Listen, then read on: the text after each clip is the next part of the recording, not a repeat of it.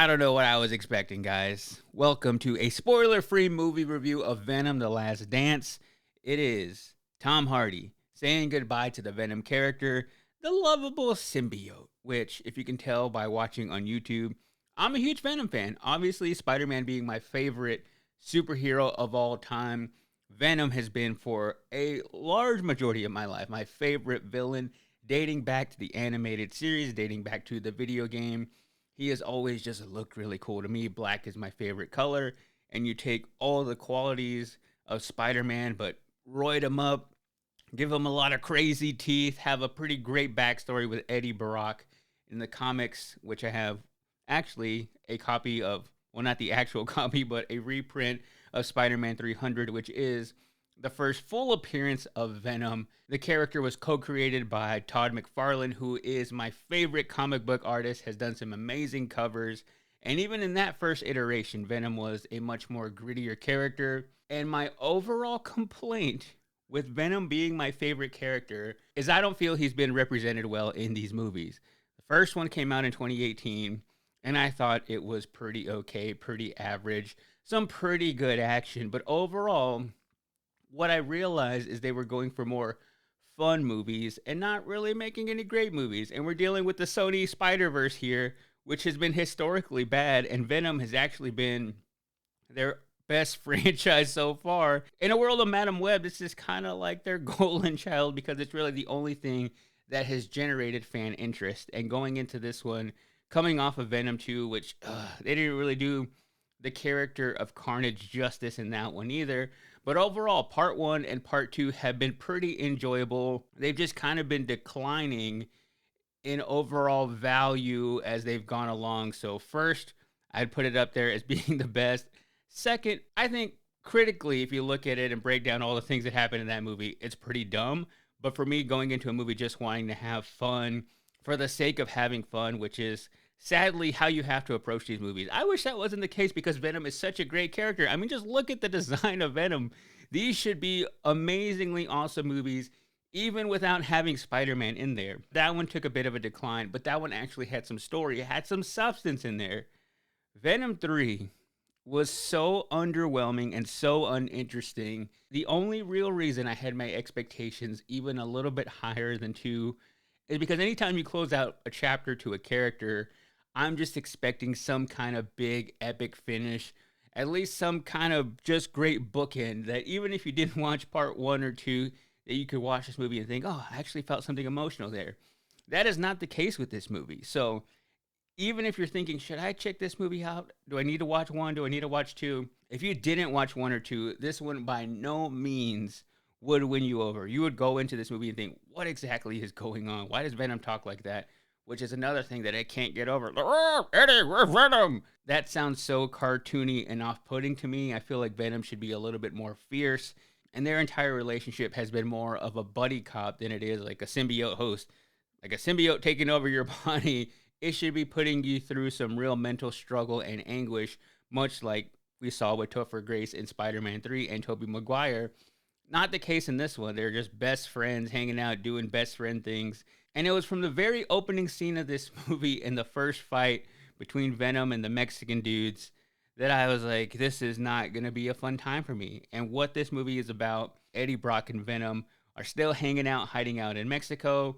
They happen to watch a just perfectly timed newscast that Eddie Brock is wanted in connection of a murder from a character from part 2. I won't spoil it for you if you haven't seen that one, although after watching 3, I don't really encourage you to go back and watch 1 or 2. I don't really even encourage you just to take this one on to see how bad it is, because I do think there is a different level of bad movies. And I'm going to start comparing this movie to Joker 2, which was the last bad movie I saw in theaters.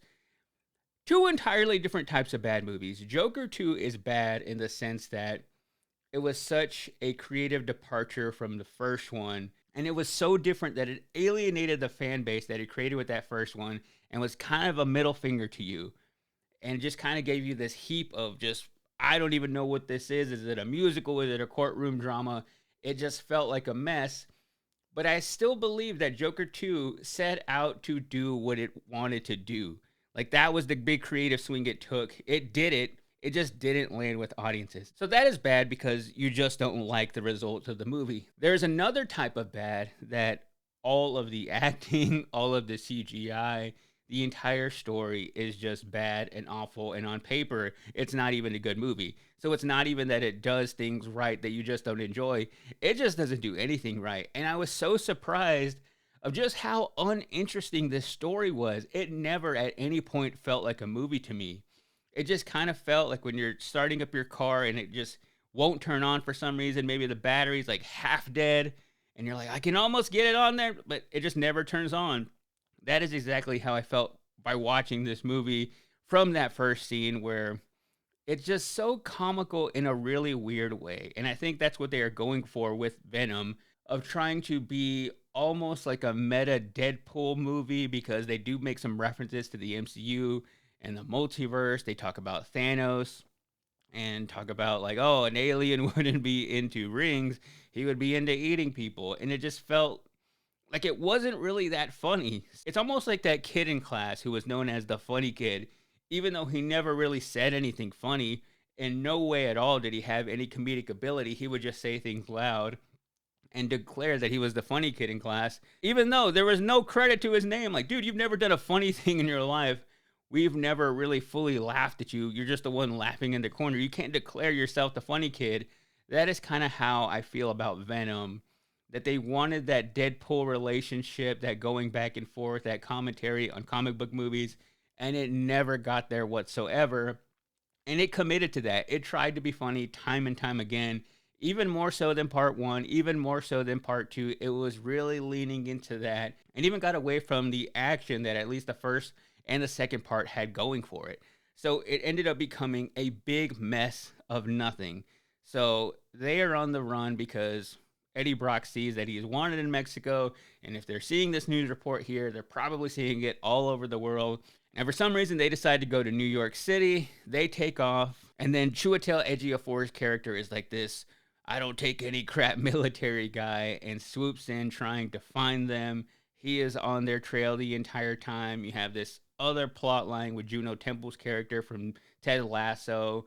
Her brother died, and she is living out his dream of being the scientist. So there are a lot of things going on at once. All these little plot lines that are supposed to all meet up, and it just felt like a big heaping mess. And then you have these symbiote killers who are trying to find Venom and Eddie Brock because they need something from him in order to take it back to their big bad. And never at any point did I have any interest in all of these plot lines that were happening. It just felt like they were trying to crowbar in a lot of different characters and comic book references and Easter eggs and try to set up some villains to gain some people's interest that they could take from this movie and create another movie for, even though this is supposed to be the last Venom movie. Although I feel like they would have easily made another one if this one would have performed well in the box office, or had, they weren't going to get the critical acclaim. They know that, but even the audience reaction of enjoying this one, maybe they could crank out another one and be like, oh, we're not done yet. So it was almost like they were going into this movie without fully committing to that goodbye, and it really showed. There was just no real turmoil in this movie. There was no real defining moment of Eddie Brock or Venom. The CGI was very mediocre. Felt like nothing was on the line. And Tom Hardy just didn't really sell this movie. He is a great actor.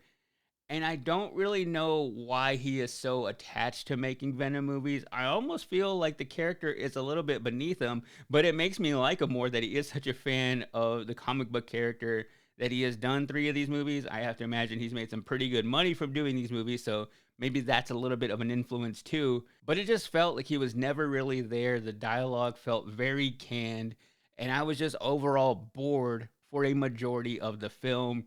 And it had one of the most cringeworthy scenes out of any superhero movie of all time. And I saw it in the trailer. There was a glimpse of it, of Venom dancing on this staircase, and I just knew that that was a bad indication of what was to come. And it's not that I don't like comedy. I would love to laugh. I love laughing. Look at me, I'm laughing now. It's not that I don't like to laugh or want to hate something for the fact that it's just supposed to be fun. You're not supposed to think too much about it. Movies can be fun, but they also have to be good. There is a very fine line to walk where you are making something with the intention of just making people smile, disconnect from reality, be a form of escapism. But if you're giving somebody something that doesn't even feel like a finished product, it can't really be that fun. And overall, just really cringy at times. And the other moment in the trailer that didn't really hit in the movie either was whenever they take over the horse and they're running. It's supposed to be like a callback to the first one when he's on the motorcycle. The movie just overall felt a little bit embarrassing to me going in my Venom shirt. It really makes me feel more hesitation going into Kraven the Hunter, which was the preview right before Venom, because on paper that looks kind of good too. It's rated R, looks a little bit more hardcore. Aaron Taylor Johnson looks great as Kraven the Hunter, but if you look at the Sony Spider-Verse movies as a whole, Morbius, now Venom 3, Madam Web, they just don't have a great track history. And I was rooting for it. I wanted to enjoy it, but I just couldn't get behind Venom The Last Dance. I give it 1.5 out of 5 symbiotes and say goodbye. See you later. Why on earth did you make Venom do a dance number?